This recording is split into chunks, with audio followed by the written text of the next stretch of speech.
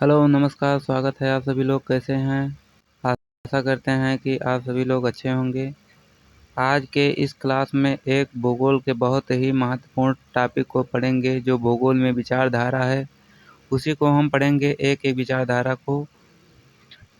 आप लोगों को हम उम्मीद दिलाते हैं, आशा दिलाते हैं कि इस क्लास को देखने के बाद में आपका जो निश्चयवाद का टॉपिक है भूगोल का एक महत्वपूर्ण टॉपिक, उसको आप सभी लोगों को कभी दोबारा नहीं पढ़ना पड़ेगा। तो आप लोग बने रहिए हमारे साथ। हम आज विचारधारा वाली टॉपिक से निश्चयवाद को देखेंगे, फिर उसके बाद में संभववाद को, फिर उसके बाद में नव निश्चयवाद को देखेंगे जो भूगोल में विचारधाराएं हैं। तो आज इस क्लास में हम देखेंगे निश्चयवाद को, जिसे नियतिवाद और प्रकृतिवाद भी कहा जाता है या प्राकृतिकवाद भी कहा जाता है, पर्यावरणवाद भी इसे कहा जाता है। तो आप लोगों को हम उम्मीद दिलाता हूँ कि ये क्लास बहुत ही इम्पोर्टेंट होगी आप सभी लोगों के लिए। तो अगर आपको यह क्लास पसंद आती है तो हमें सब्सक्राइब, कमेंट, फॉलो, शेयर जो भी कुछ होता है उसको करिएगा, अपना सपोर्ट दिखाइएगा। अगर आपको यह क्लास पसंद आती है तब ये सब आप करेंगे, वरना नहीं करिएगा, कोई बात नहीं। तो चलिए शुरू करते हैं। एकदम आसान तरीके से हम समझेंगे। यह class BA, MA, net, GRF और जितने भूगोल के एग्ज़ाम होते हैं या जिस भी क्षेत्र में आप लोग भूगोल पढ़ते हैं तो सभी के लिए यह महत्वपूर्ण क्लास होने वाली है। तो इसे हम शुरू करने से पहले कुछ इसके बारे में हम देख लेते हैं, ओवरव्यू उसका ले लेते हैं हम। क्या है निश्चयवाद, नियतिवाद जिसे कहा जाता है, और प्राकृतिकवाद या पर्यावरणवाद भी इसे कहा जाता है।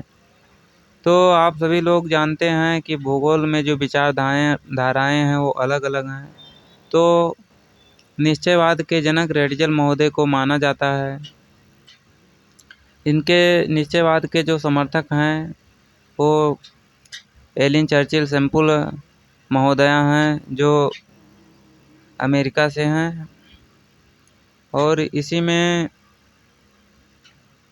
हम देखेंगे कि जो निश्चयवाद है उसका विरोध उसके बाद में जो संभववाद होता है इसके विरोध में होता है। तो चलिए शुरू करते हैं बिना देरी करते हुए। तो निश्चयवाद क्या कहता है कि निश्चयवाद का कहना यह है कि जो प्रकृति है हमारा वो मानव पर पूर्ण रूपेण हावी है। प्रकृति डिसाइड करे कि मानव को क्या करना है। तो यही है निश्चयवाद या नियतवाद। इसमें अगर एक शब्दों में हम समझे तो यहाँ पर जो मानव की गतिविधियाँ हैं वो प्रकृति उसका कंट्रोल प्रकृति करती है। तो इस पूरे सेंस का मतलब यही है। तो आप लोगों यह क्लास देखिएगा, बहुत ही अच्छे तरीके से समझाएंगे हम आपको नोट्स के माध्यम से। तो चलिए बिना देरी करते हुए हम क्लास को आगे बढ़ाते हैं। तो हम पहले देखेंगे निश्चयवाद, नियतवाद या पर्यावरणवाद। बहुत ही अच्छे तरीके से समझेंगे बिना कोई देरी करते हुए। अगर आप लोगों को यह क्लास पसंद आए तब उसके बाद में सब्सक्राइब, लाइक जो होता है सब करिएगा। तो हम चलिए शुरू करते हैं। रेडिजल नियतवाद, पर्यावरणवाद या जिसे नियतवाद या पर्यावरणवाद भी कहा जाता है, जैसा कि हम ऊपर बता दिए हैं। तो हम इसमें नियतवाद को ही बार बार इंडिकेट करेंगे, जैसा कि शब्दों में कन्फ्यूजन ना हो। तो रेडिजल महोदय जो हैं नियतवाद के प्रमुख प्रवर्तक तथा मानव भूगोल के पिता के रूप में जाने जाते हैं।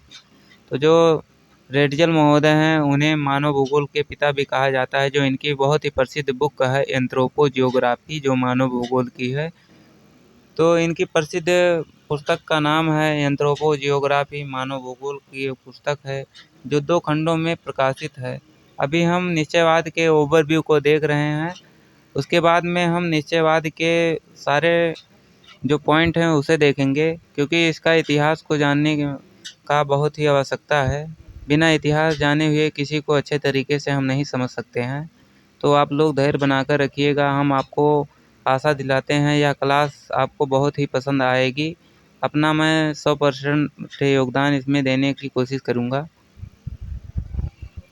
तो जो इनकी एंथ्रोपोजियोग्राफी पुस्तक है वो 2 खंडों में प्रकाशित हुई। प्रथम खंड में नियतवादी विश्लेषण से भरा है, जो प्रथम खंड है, तथा जबकि दूसरे खंडों में जो है मानव के प्रभावों को भी स्वीकार किया गया है। तो ये जो है वो प्रकृति और मानव के बीच संघर्ष का जो एक है विचारधारा, तो उसी को ये इस पुस्तक में उसका विवरण किया गया है 2 खंडों में। एक में प्राकृतिक का और दूसरे में मानव का, दूसरे खंडों में। तो आप लोग समझ गए होंगे। फिर इसके बाद में हम जब इसको कवर कर लेंगे तो उसके बाद में ओवरव्यू फिर दोबारा हम रिवीजन के तौर पर देख लेंगे 2 मिनट में, ताकि अच्छी तरीके से यह क्लास पसंद आ जाए और आप लोगों को अच्छे से समझ में आए। तो अगला पॉइंट हम देखते हैं, पर्यावरणवाद का व्यापक रूप से प्रचार प्रसार एवं विकास 20वीं शताब्दी के 2 दशकों में हुआ था। 20वीं शताब्दी में जब 20वीं शताब्दी चल रहा था तो उससे यानी 20 साल में इसका जो विकास था हुआ था निश्चयवाद या पर्यावरणवाद का, तो 20वीं शताब्दी के 2 दशकों में हुआ। अगला पॉइंट हम देखते हैं, इसमें प्रमुख योगदान जो है अमेरिकी भूगोलवेताओं एलन चर्चिल, शैम्पल, हंटिंगटन आदि का था, जो अमेरिकी भूगोलवेता हैं। और जो रेडजल महोदय हैं वो हमारे वो जर्मन के भूगोलवेता हैं। तो अमेरिकी विदुषी कुमारी एलन चर्चिल शैम्पल ने रेडजल के नियतवाद पर्यावरणवाद विचारधारा का व्यापक प्रचार प्रसार एवं रचनाओं की व्याख्या की है। यानी जो रेडजल महोदय की जो शिष्या थी वो विदुषी जो एलन चर्चिल शैम्पल थी वो इनकी शिष्या थी रेडजल महोदय की। तो इन्होंने काफ़ी समर्थन किया है नियतवादी का, और इसका प्रचार प्रसार काफ़ी जो है रेडजल महोदया ने उन्होंने किया है। एलन चर्चिल महोदया ने तो इसका प्रचार प्रसार किया है।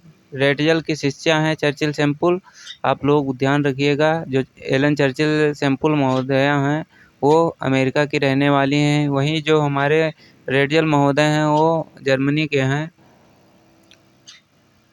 तो नियतवादी विचारों से भरी उनकी प्रसिद्ध पुस्तक जो है इन्फ्लुएंस ऑफ जियोग्राफिक इन्वायरमेंट, जिसे 1911 में प्रकाशित किया गया था, जो ये नियतवादी विचारों से भरी पड़ी हुई है, जो कुमारी एलन चर्चिल शैम्पल की पुस्तक है, इन्फ्लुएंस ऑफ जियोग्राफिक इन्वायरमेंट, जो इनकी पुस्तक है। अगला हम पॉइंट देखते हैं, इस विचारधारा के अन्य समर्थक जो हैं अमेरिकी भूगोलवेता एल्सवर्थ हंटिंगटन थे, जो भौतिक तत्वों में जलवायु को सर्वोपरि मानते थे। जो इस विचारधारा को मानने वाले अमेरिकी भूगोलवेता थे एल्सवर्थ हंटिंगटन और जो चर्चिल शैम्पल महोदया हैं, ये सब इस विचारधारा के काफ़ी समर्थक थे, इस विचारधारा का काफ़ी प्रचार प्रसार किया। तो जो ये थे अमेरिकी भूगोलवेता, वो भौतिक तत्वों में जलवायु को सर्वोपरि मानते थे। जो भौतिक कारक हैं जैसे जलवायु, तापमान, आर्द्रता, ये सब जो हैं भौतिक तत्व के भौतिक कारक हैं जो जलवायु को प्रभावित करते हैं, और मानव पर जलवायु का प्रभाव बहुत ही व्यापक पड़ता है। तो प्रत्येक पक्ष पर जलवायु की अनिवार्यता पर बल दिया है। जो अमेरिकी भूगोलवेता हैं, प्रत्येक पक्ष पर जो जलवायु का महत्व है उसे काफ़ी महत्व देते हुए जलवायु का वर्णन किया है। अब हम देखते हैं आगे, नियतवादी विचारकों का मानना है, जैसे जो हमारे नियतवादी विचारक हैं उनका मानना है कि मानव के संपूर्ण क्रियाकलापों को प्रकृति वातावरण द्वारा नियंत्रित होता है। जैसा कि हमने ऊपर बता दिया था कि जो नियतवादी समर्थक हैं, नियतवाद कहता है कि जो संपूर्ण मानव का क्रियाकलाप है वह प्रकृति द्वारा प्राकृतिक क्रियाओं द्वारा प्रभावित होता है, जिसमें से जलवायु एक महत्वपूर्ण कारक है। जैसा कि हम बता दें कैसा प्रभाव डालता है पर्यावरण, या जो नियतवादी विचारक मानते हैं मानव कैसे प्रभावित होता है।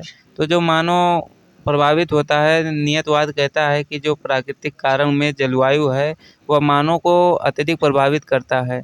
जैसा कि हम शॉर्ट में बताना चाहते हैं कि जलवायु कैसे प्रभावित करता है, तो आप सभी लोगों ने देखा होगा, जैसे आप लोग विषुवत-रेखीय क्षेत्रों में देखे होंगे, लोगों को काफ़ी गर्मी रहती है तो वहाँ पर उस प्रकार की जलवायु पाई जाती है। वहीं आप हम देखें उच्च अक्षांशों में तो वहाँ पर ठंडी पाई जाती है, जिससे लोगों का रहन-सहन, वेशभूषा, वाणी सब अलग होता है। तो उनके जो क्रियाकलाप मानव के उन पर प्रभाव डालता है जलवायु। जैसे कि उत्तरी अक्षांशों में अब आप लोग देख लीजिए, आर्कटिक के महाद्वीप में या साइबेरिया वाले क्षेत्र में, उच्च अक्षांश वाले जो क्षेत्र हैं वहाँ पर अन्य प्रकार की कृषि होती है। फिर विषुवत-रेखीय क्षेत्रों पर दूसरी प्रकार की कृषि होती है।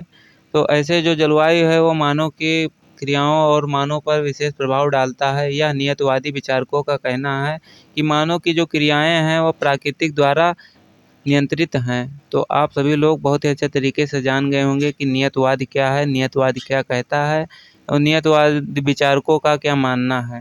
तो हम फिर से बता देते हैं, जो नियतवादी विचारकों का मानना है कि जो पर्यावरण है वो मानव पर संपूर्ण तरह से अपना प्रभाव डालती है और पर्यावरण और जो है वो डिसाइड करती है कि मनुष्य के कार्य क्या होंगे, किस प्रकार मनुष्य का रहन-सहन होगा।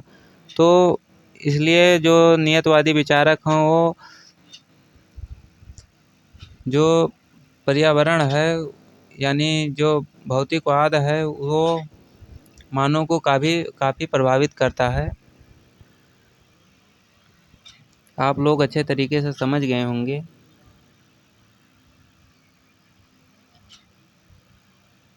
इनका कहना है नियतवादी विचारकों का कि संपूर्ण क्रियाएं प्राकृतिक पर्यावरण द्वारा नियंत्रित होती हैं, अतः उनकी सही व्याख्या पर्यावरण के संदर्भ में ही की जा सकती है या जाती है।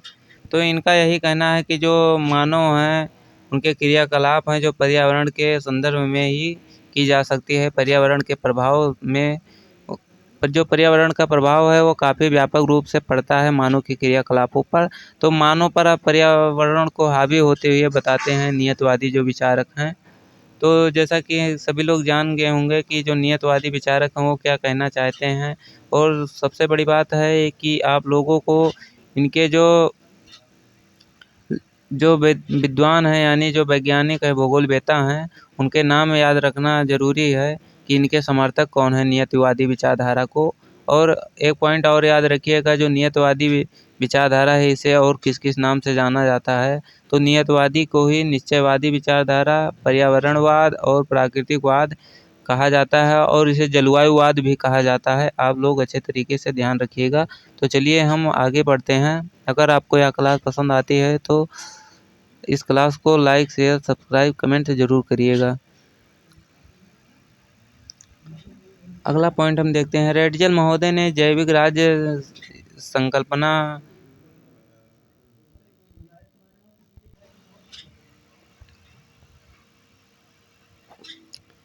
तो रेडजल महोदय ने जो जैविक राज्य संकल्पना जो दिया था लेवेंसराम, तो इसकी संकल्पना का जो प्रतिपादन है वो डार्विन के विकासवाद पर आधारित है। लेवेंसराम में का जो रेडियल जो लेवेंसराम शब्द का उपयोग देते हैं राज्य की जैविक कल्पना में, संकल्पना में, लेवेंसराम का मतलब है रहने का स्थान।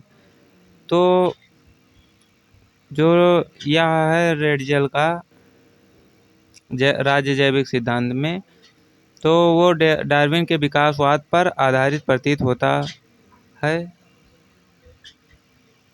आगे चलते हैं, हम देखते हैं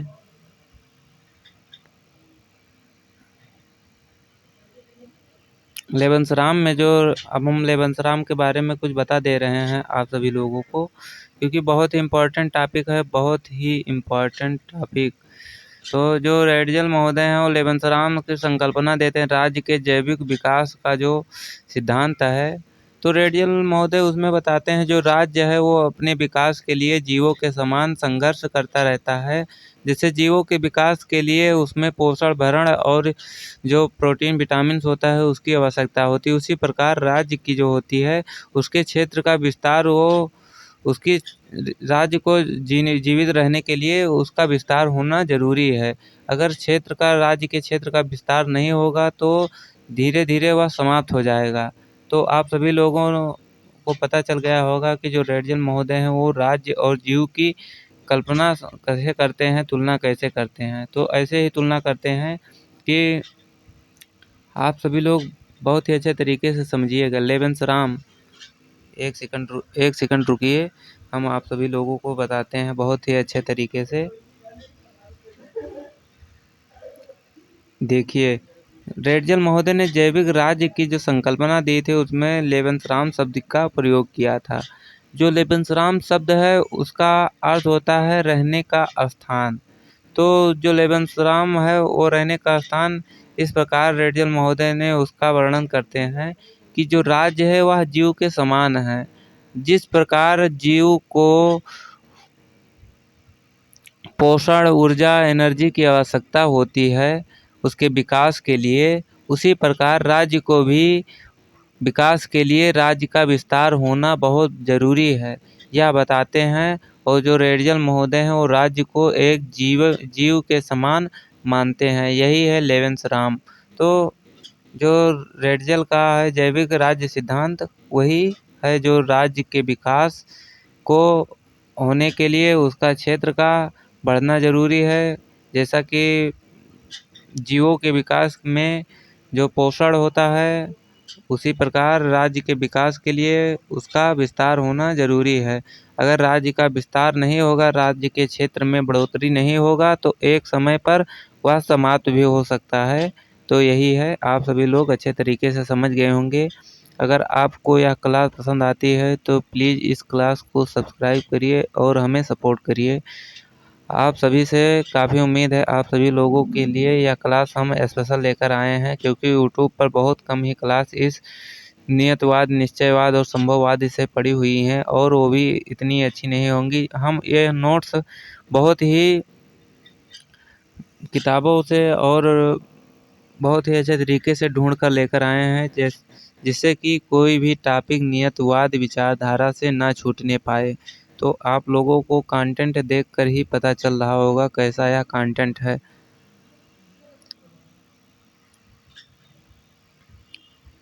इस संकल्पना के अनुसार राज्य एक भूखंड आबद्ध मानव समूह है।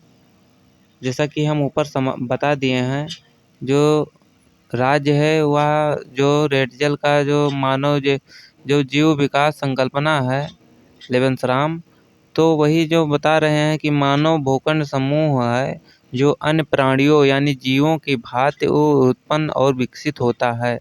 जो राज्य है वह जीव के समान विकसित और उत्पन्न होता है। ये रेडजल का जो लेवेंसराम है वो समझा रहे हैं, ना कि हम नियतवाद को देख रहे हैं। ये जो रेडजल का है उस पर काफ़ी प्रभाव डार्विन का पड़ा हुआ है। तो इससे कि हम बता दिए कि आप लोगों को आगे चलकर दिक्कत ना हो। तो हम अगला देखते हैं। निश्चयवाद एक ऐसी विचारधारा है जो मानती है कि मानव समाज और संस्कृति को भौतिक पर्यावरण जैसे जलवायु, भूभाग और प्राकृतिक वनस्पति द्वारा नियंत्रित किया जाता है। तो निश्चयवाद को हम बहुत ही अच्छे तरीके से बार-बार देख रहे हैं कि क्या है निश्चयवाद, इसमें क्या कहा गया है। तो जो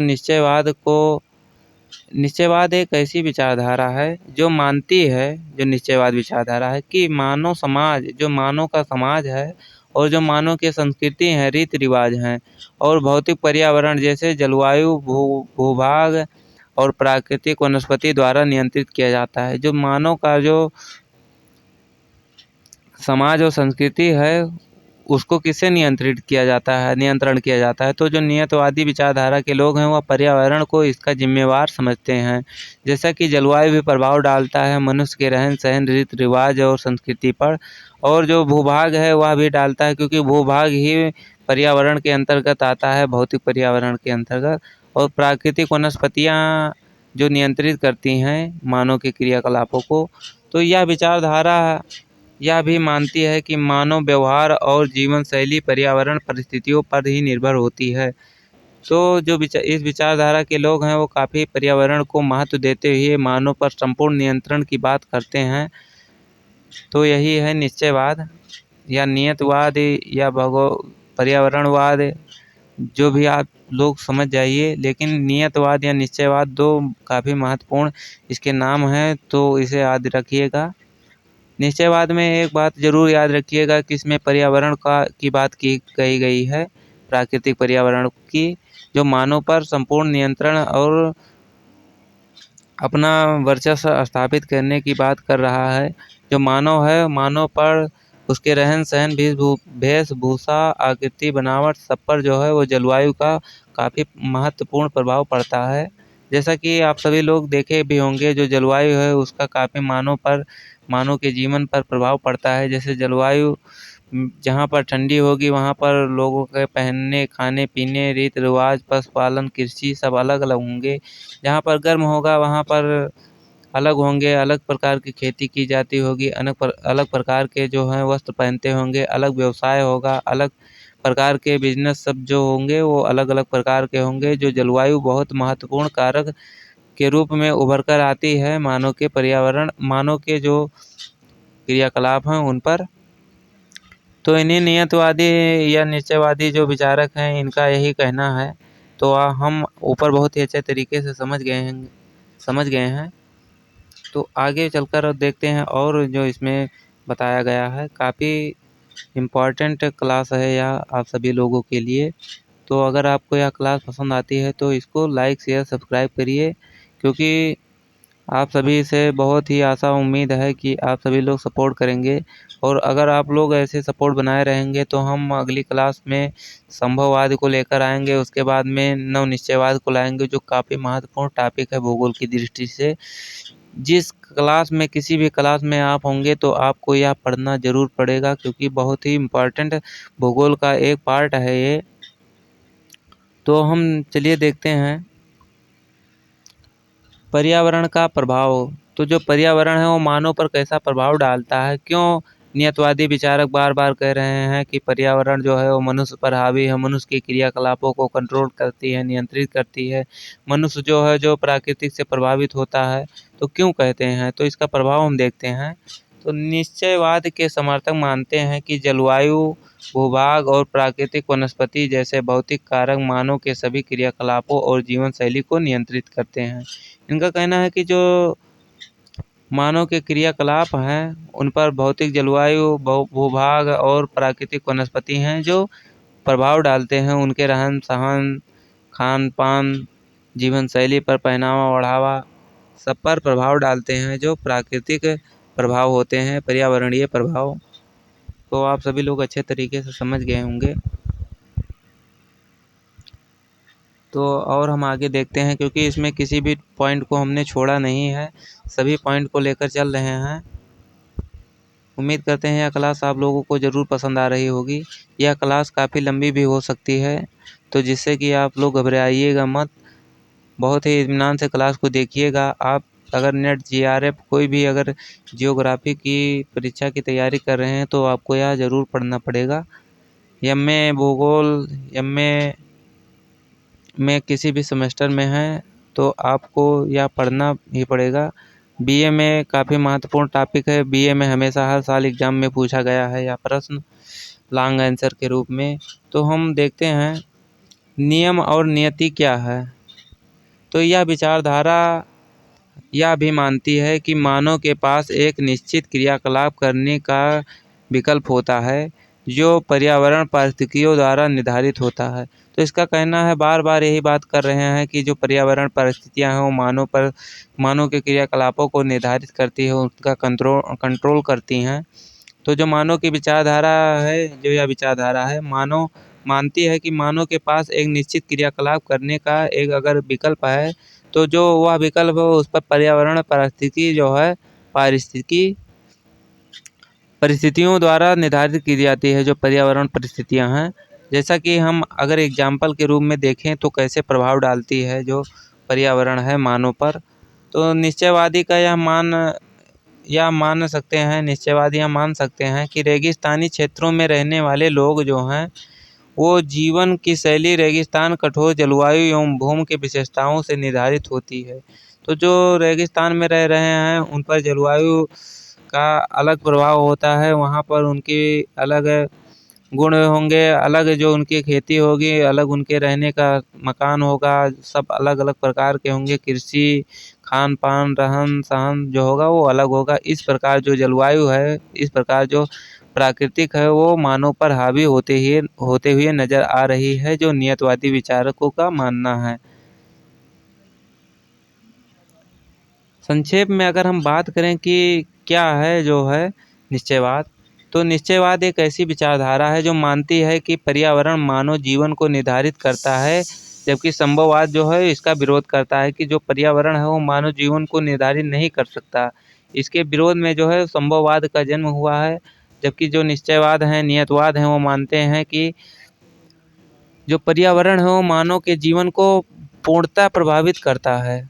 और इसी के विरोध में जो संभववाद के विचारक हैं वह मानते हैं कि जो पर्यावरण है या प्राकृतिक है वो मानव पर पूर्णतः अपना आधिपत्य स्थापित नहीं कर सकते हैं। अगली क्लास में हम बहुत ही अच्छे तरीके से समझेंगे कि संभववाद है क्या, इसके जनक कौन कौन है, फिर इसके संभववाद और नियतवाद की हम तुलना करेंगे तो आप लोगों को यह बहुत ही अच्छे तरीके से पसंद आ जाएगा और समझ में आना बहुत ज़रूरी है। तो इसलिए हम आप लोगों को बहुत ही बारीकी तरीके से समझाते हैं, कोई हवा हवाई में बात नहीं कर रहे हैं। हमारा मकसद एक ही है कि अगर आप लोग यहाँ तक क्लास देख रहे हैं तो आप लोगों को यह क्लास पसंद आनी चाहिए। तो अब हम थोड़ा सा अलग बुक से नोट्स भी लिए हैं तो उसको भी देख लीजिए, क्योंकि कोई भी टॉपिक छूटना नहीं पाए। जैसे हम वैसे तो ऊपर वाले क्लासों से काम चल जाएगा, लेकिन हम थोड़ा रिवीजन के तौर पर इस नोट्स को लिए हैं, इतना पॉइंट को। तो चलिए शुरू करते हैं बिना देरी करते हुए, ताकि क्लास बड़ी ना हो पाए और आप सभी लोगों का टाइम बचे। और यह क्लास अगर आप लोग 1 से 2 बार देखकर नोट्स बना लेते हैं, पहले एक बार इसे देखिएगा, फिर उसके बाद में साथ साथ में नोट्स बनाते हुए चलिएगा। आप लोगों को यह ज़रूर क्लास पसंद आएगी। तो हम शुरू करते हैं पर्यावरणीय निश्चयवाद के उपागम। इससे कोई मतलब नहीं है, निश्चयवाद ही कहा गया है, इसका मतलब है पर्यावरणीय। पर्यावरण भी कहा जाता है, निश्चयवाद भी कहा जाता है। तो इस उपागम की जो मूल बातें हैं उनको हम देखते हैं। इस उपागम की मूल अवधारणा पृथ्वी ने मानव को समझिएगा, बनाया द अर्थ मेड मैन पर आधारित है जो यह उपागम है। क्योंकि जो है पृथ्वी ने है वो मानव को बनाया, क्योंकि पृथ्वी से ही मानव का जन्म हुआ है। जो पृथ्वी पर जो तत्व जो उपस्थित थे उन्हीं से मानव का निर्माण हुआ है। तो बहुत ही अच्छे तरीके से समझते हुए चलिएगा। यह उपागम मनुष्य तथा उसके क्रियाकलापों पर भौतिक पर्यावरण के संपूर्ण नियंत्रण पर जोर देती है। तो जो यह निश्चयवाद है या पर्यावरण है यानी प्राकृतिक है, जो मनुष्य के उपागम यानी अप्रोचेज जो हैं उन पर, उनके कार्यशैली पर है, जो मनुष्य के उसके क्रियाकलापों पर भौतिक पर्यावरण का नियंत्रण होता है। तो अर्थात प्रकृति को सर्वशक्तिमान एवं नियंत्रक मानता है। जो यह विचारधारा है वो प्रकृति को सर्वशक्तिशाली मानता है। इसी के विरोध में जो संभववाद है उसका जन्म होता है। अगली क्लास में उसे भी हम समझाएंगे इस क्लास से रिलेट करते हुए।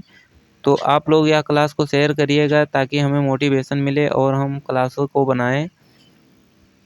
तो चलिए शुरू करते हैं। अर्थात प्रकृति को सर्वशक्तिशाली जो नियतवादी विचारक हैं मानते हैं और नियंत्रक भी मानते हैं। इस उपागम के अनुसार मनुष्य प्राकृतिक पर्यावरण के अधीन है, जैसा कि हम ऊपर बता दिए हैं, क्योंकि मानव जीवन के सभी पक्ष भौतिक पर्यावरण पर ही निर्भर हैं। क्योंकि मानव जितना भी कार्य करता है वो भौतिक पर्यावरण से ही अपने कार्यों को, अपने ज़रूरतों को पूरा करता है। तो उसी को कहा गया है मानव है जो पर्यावरण पर निर्भर है एवं उससे बृहद स्तर पर प्रभावित होता है। उसे जो बृहद स्तर पर मानव है प्रभावित होता है तथा नियंत्रित भी होता है वो मानव है पर्यावरण से। यद्यपि निश्चयवादी या नियतवादी उपागम के विकास जो मानते हैं वो 20वीं सदी के दूसरे दशक से में हुआ है, जैसा कि हम ऊपर देख चुके हैं। जब अमेरिकन भूगोलविद कुमारी एलन चर्चिल सैंपल ने अपनी पुस्तक इन्फ्लुएंस ऑफ जियोग्राफिक इन्वायरमेंट का प्रकाशन किया, जिसमें उन्होंने प्रतिपादित किया कि मनुष्य है जो पृथ्वी की उपज है। अब आप लोगों ने को समझ में आ गया होगा। ये क्वेश्चन पूछ लेता है कि जो मनुष्य है पृथ्वी की सतह का उपज है वह किसने कहा। तो जो मनुष्य है पृथ्वी की सतह का उपज है वो कुमारी एलन चर्चिल सैंपल महोदय ने कहा, जो रेटिजल की शिष्या हैं, अमेरिका की रहने वाली हैं। तो परंतु इस विचारधारा का बीजारोपण 19वीं शताब्दी के उत्तरार्ध में ही हो गया था। चार्ल्स डार्विन ने अपनी पुस्तक ओरिजिन ऑफ द स्पीशीज यानी जातियों की उत्पत्ति से ही मनुष्य तथा अन्य सभी जीवधारियों पर पर्यावरण के प्रभावों की संकल्पना एवं बुनियाद डाल दी थी।